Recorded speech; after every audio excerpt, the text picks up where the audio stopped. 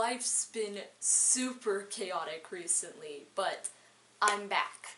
So, hi.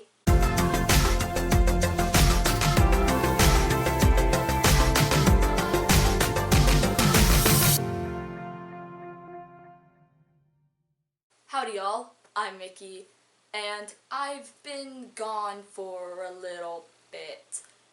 I got a new job, and it's full-time, and I'm just now starting to settle into my schedule, which is pretty regular, so I should be back on making videos and stuff.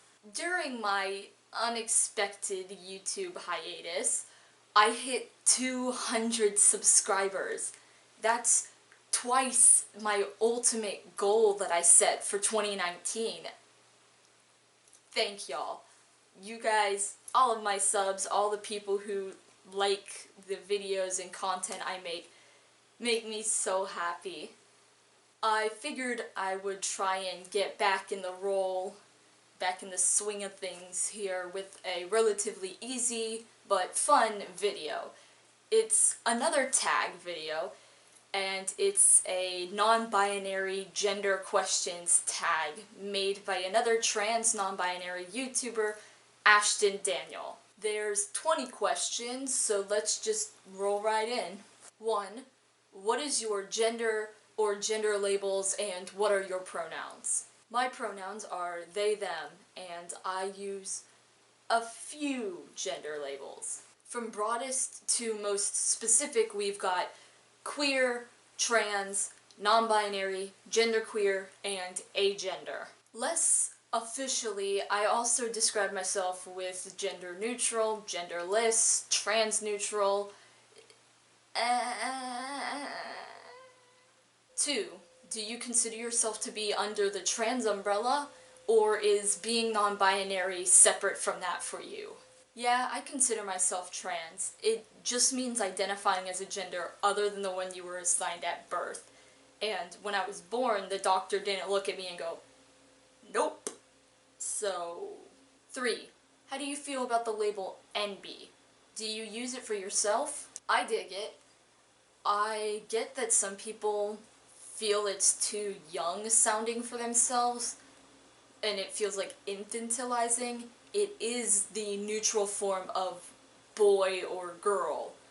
So I can get if somebody wants a more grown-up version, like a neutral version of man or woman. I don't know of any version of that, but I can definitely see why someone would feel not connected to enby. That being said, I'm totally chill with enby being used to refer to me. 4. What song is your gender? I love this question because it seemed weird when I first read it, but like, I also had an answer. It's Show Yourself from Frozen 2. Particularly the line, you are the one you have waited for all of your life. And just the ending message of searching for these answers your whole life, and then it turns out that the answer that you needed was yourself. That song and movie made me feel things. And also, Elsa remains the biggest queer mood. 5. Do you experience gender euphoria? If so, what causes it? Yes, I do, and a few things bring about gender euphoria. Control over my appearance, particularly my hair and clothes, the ability to express myself however I feel most comfortable, people using the right name and pronouns for me, and strangers who either outright admit that they can't tell if I'm a boy or a girl, or just settle on using neutral forms of address for me. What's a question you're tired of being asked? Demands for details about dysphoria that I may or may not experience to prove or try and determine whether or not I'm actually trans.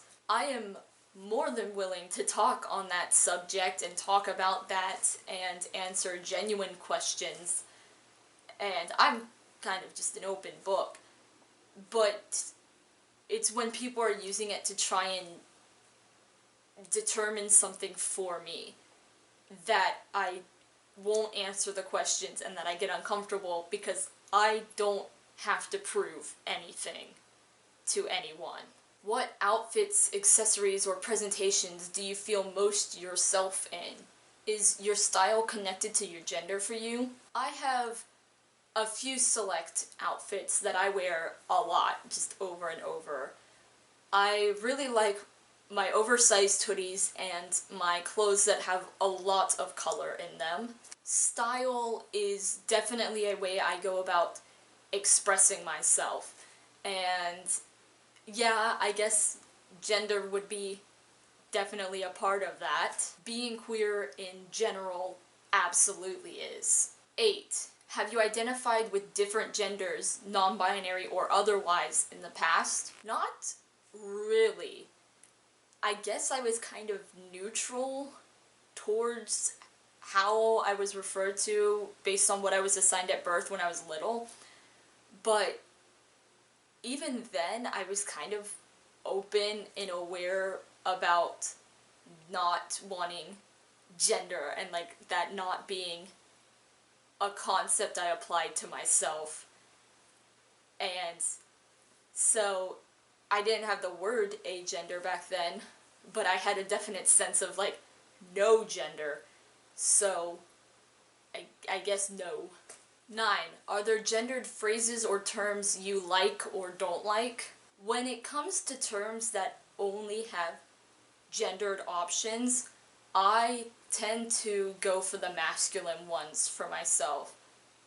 I don't like being called cis by strangers. That one in particular just makes me uncomfortable. I don't like it. But all around, it's kind of just all over the place. 10.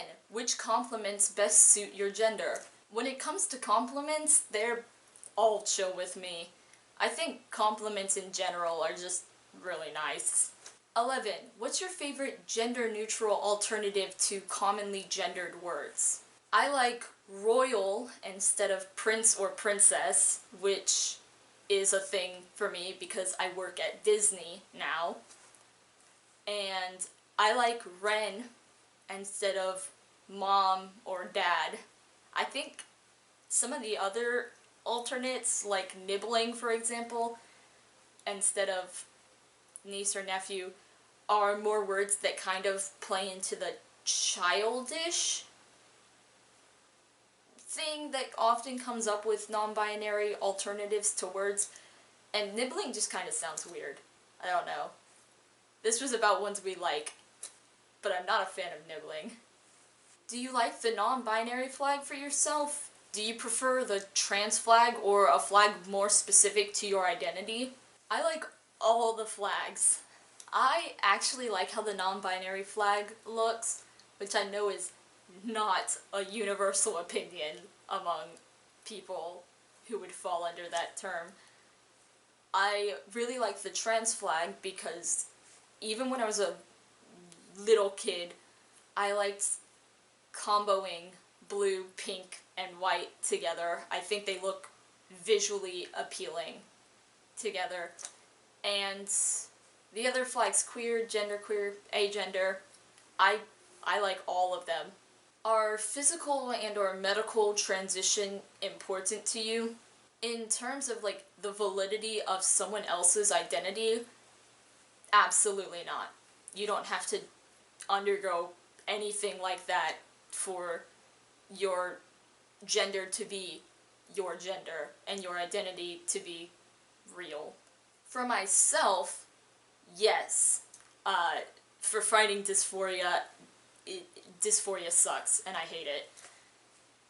But that's a future thing. That's a thing for off in the future when I have money and the ability to take an extended break and I'm not in work and school and whatever other obligations I currently have.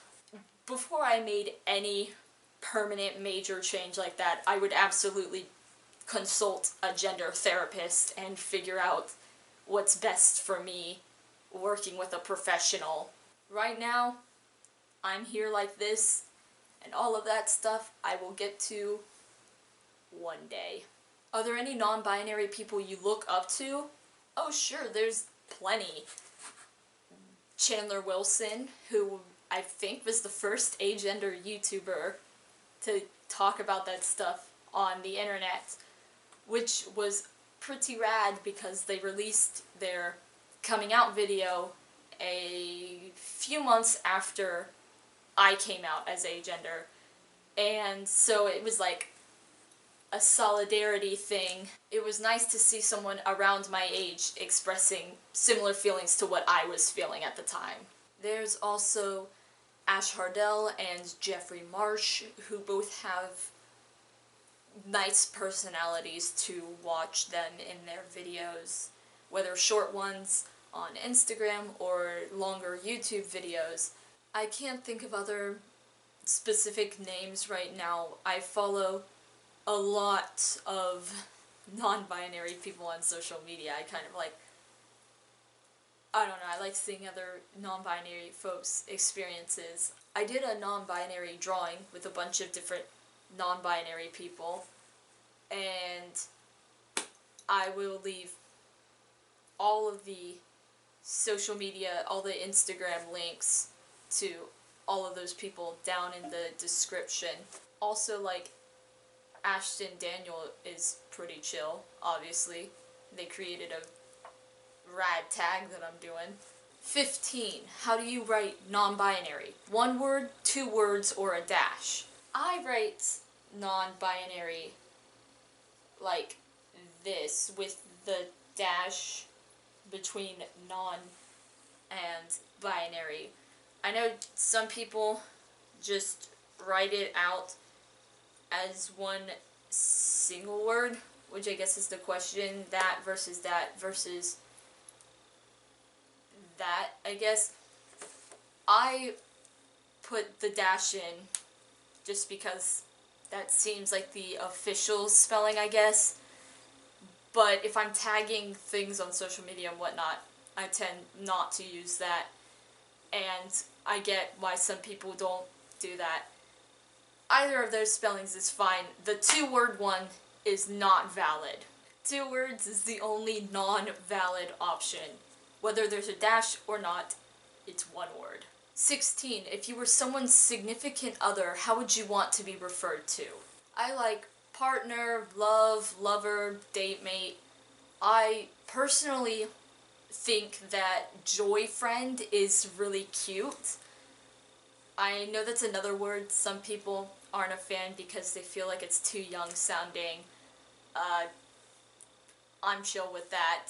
Also, once my mom said green friend as an option, like boyfriend, girlfriend, green friend, and I think that one is a potentially cute term too. 17. Are you out in your day-to-day life, just with close friends, just online? I'm out pretty much everywhere. The exception to that might be work, where I'm not out, but I'm not in the closet. I'm just kinda Some of my coworkers use they for me, some of them don't. Everyone calls me Mickey, and my work put Mickey on my name tag and everything, so that part's chill. Outside of work, though, I am out everywhere.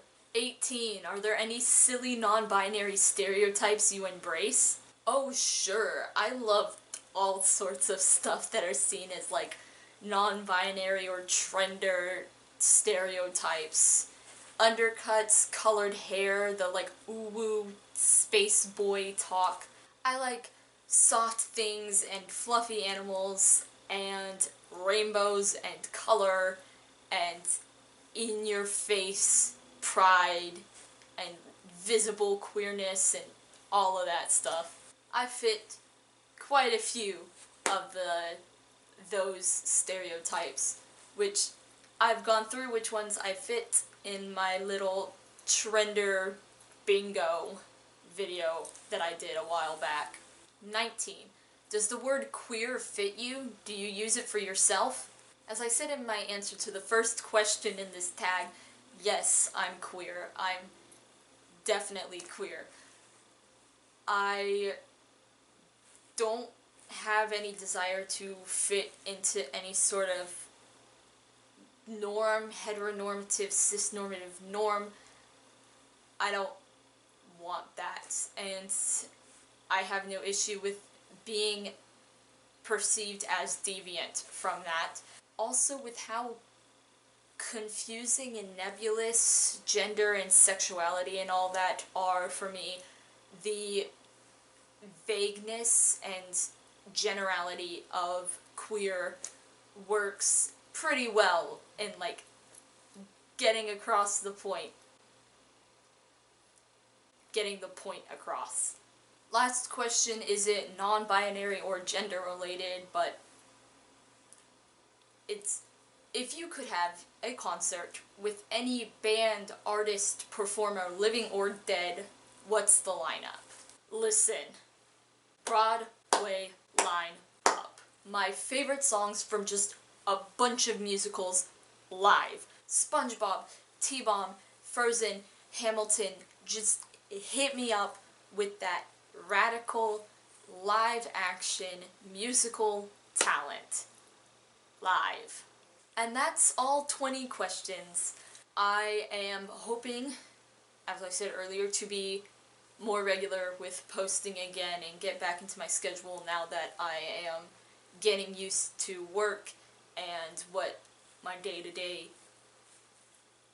schedule again is like. I wanted to thank y'all again for 200 subs and for joining here on this fun little YouTube family. I hope y'all are doing well as the holidays roll around, and if you're not, know that I am in your corner. And if your family at home isn't so great, you got a family of at least 200 others here. We're all in this together. We're all in this together. I hope as we head into December here for the very last month of not only 2019 but the 2010s altogether, I hope you have a wonderful time. I hope all of us are able to get through, hopefully get some good things, and be able to roll with whatever's not so good here in the last month of the decade. But we won't know what those things are until we get to them. For now, this is it. Ciao.